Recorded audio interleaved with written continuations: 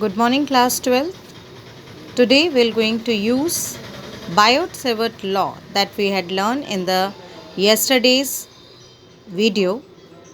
We're going to find the magnetic field due to a straight current carrying wire, and we use the Biot-Savart law in this.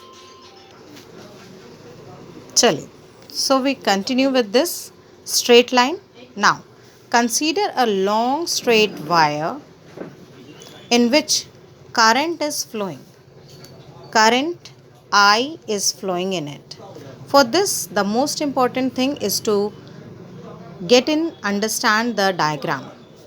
Extreme points of the wire had an point P where its efficiency or the maximum electric field is being experienced or magnetic field is experienced. Now, from the downward side, we will take it as minus alpha 1, and from the extreme side, we are taking plus alpha 2. In between, the perpendicular distance from the wire is P, to P is R.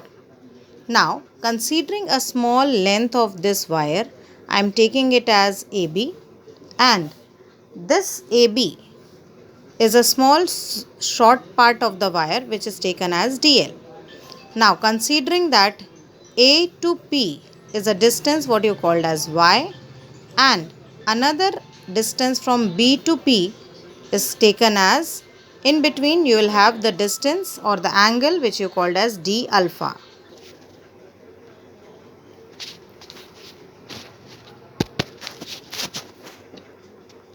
Now consider करने के बाद हम बात करते हैं, that is the basic formula of Biot-Savart law. dB is equals to mu naught upon 4 pi I dl sin theta upon r square. Basically हम यहाँ पे हमारे रिलेशन में y की वैल्यू है जो एक शॉर्टर डिस्टेंस से हम ले रहे हैं, तो हम यहाँ पे फॉर्मूले को चेंज करेंगे and it will become y square. Now considering some of the relations, हम सबसे पहले छोटा सा एक ट्राइंगल ले रहे हैं A C B. This is your triangle. यदि हम थीटा को बी पे माने तो थीटा के ऑपोजिट ये परपेंडिकुलर हुआ, ये हमारे लिए हाइपोटेनस हुआ. तो sine theta is equals to A C upon A B, where sine theta is equals to A C upon D L. Cross multiply करते हैं हम तो हो जाएगा D L sine theta is equals to A C. अब हम एक दूसरा ट्राइंगल लेंगे ए सी पी, जिसके बीच में एंगल है हमारे लिए d alpha. Okay, A C B के अगेन हम लोग रिलेशन लेते हैं sine d alpha which is equals to A C upon A P. Sine d alpha is equals to A C upon y, क्योंकि उसका डिस्टेंस हमारे लिए Y था. हम साइन को निगलेक्ट करते हैं तो क्रॉस मल्टीप्लाई करें तो हमारे लिए वैल्यू क्या हो जाएगा, d alpha is equals to AC upon y. That means y d alpha is equals to AC. Now consider करते हैं कि यहाँ पे AC dl sin theta है और यहाँ पे कंसीडर कर रहे हैं कि AC y d alpha है. तो इसका मतलब हम अपने मेन फॉर्मूले में dl sin theta की जगह क्या रख सकते हैं, y d alpha. Now again हम एक दूसरा ट्राइंगल लेते हैं AOP. Now what is this AOP? AOP में हम रिलेशन लेते हैं cos अल्फ़ा की. This is a shorter angle, that is OP upon AP. Now what is OP? OP is the base part and AP is the hypotenuse part. तो hence cos alpha is equals to OP upon AP, where cos alpha is equals to R upon Y. हमें Y का relation चाहिए तो Y is equals to R upon cos alpha. ना इन सारी values को हम अपने मेन फॉर्मूले में सब्स्टिट्यूट करते हैं. जैसा हम लोगों ने डी एल साइन थीटा की जगह हमने रख लिया था वाई डी अल्फ़ा, तो हमारे लिए ये ऊपर हो गया न्यूमरेटर में mu naught upon 4 pi i y d alpha. अब हम लोग वाई स्क्वायर की बात करें तो वाई स्क्वायर में वाई स्क्वायर अभी रहने दे रहे हैं, इसको वाई से वाई कैंसिल करेंगे. Now we are remaining with y. Y की वैल्यू हमने निकाली आर अपॉन कॉज अल्फ़ा, तो हमारी वैल्यू हो जाएगी mu naught upon 4 pi i d alpha upon r upon cos alpha.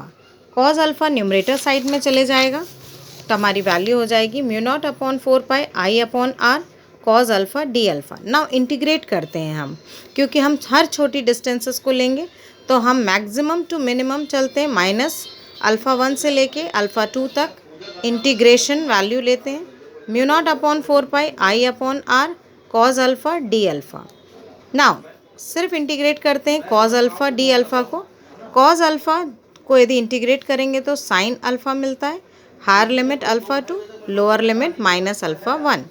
अब इस वैल्यूज़ को हायर लिमिट को लोअर लिमिट में माइनस करेंगे तो mu naught upon 4 pi i upon r sine alpha 2 plus sine alpha 1। इसमें दो स्पेशल केसेस हैं हमारे लिए।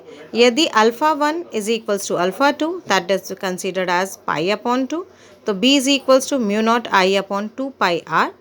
यदि अल्फ़ा 1 ज़ीरो है और अल्फ़ा 2 पाई बाय 2 है तो हमारी वैल्यू हो जाएगी b is equals to mu naught I upon 4 pi R. These are the some relations जो हम बायोट-सेवर्ट लॉ को यूज़ करते हैं डिफरेंट कंडीशंस में। ये हमारे लिए पहली कंडीशन है जिसमें हम एक स्ट्रेट करंट कैरिंग वायर में बायोट-सेवर्ट लॉ के फॉर्मूले को डिस्क्राइब करते हैं। इसके अलावा हमारे पास सर्कुलर कंडीशन होती है और एक्सिस पे कंडीशन होती है और फिर हम उसको कंसीडर करते हैं। तो we are going to discuss in your next class. Okay बेटा।